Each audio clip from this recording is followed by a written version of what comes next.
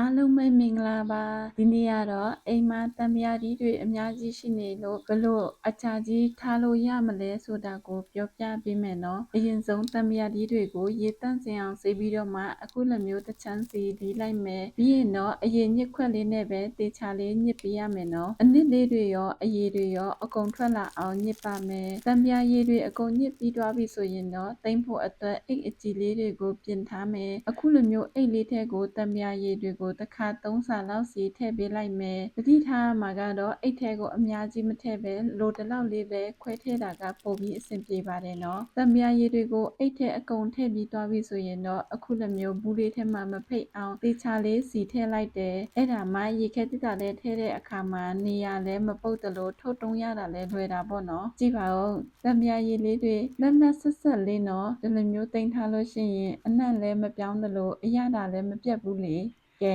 အားလုံးအိတ်ထဲထည့်ပြီးပြီဆိုရင်တော့ရေခဲတစ်တာရဲ့အေးခဲတဲ့အကန့်ထဲကိုထည့်ထားလိုက်တော့မယ်အချိန်မရွေးလိုအပ်တဲ့ခါကျရင်တအိတ်ချင်းစီထုတ်ပြီးသုံးလို့ရတာပေါ့ဟောဒီမှာကြည့်အောင်ရေခဲသုံးလေးတွေလိုလှုပ်ထားတာလည်းရှိသေးတယ်နော်အရန်ကိုအဆင်ပြေလို့အိမ်ရှင်မတွေအတွက်တော့အစိုက်ပဲပေါ့ဒီလိုလှုပ်ထားတာကတအားကိုအဆင်ပြေပါတယ်လိုတဲ့အချိန်ထုတ်သုံးလို့ရတယ်လို့ဝယ်ထားတာများလို့ပုတ်တော့မှကိုလည်းမကြောက်ရတော့ဘူးလေဒီ clip လေးကအကျိုးရှိမယ်လို့ထင်ပါတယ် like နဲ့ share လည်းလုပ်ပေးကြပါဦးနော်အားလုံးကိုကျေးဇူးတင်ပါတယ် bye bye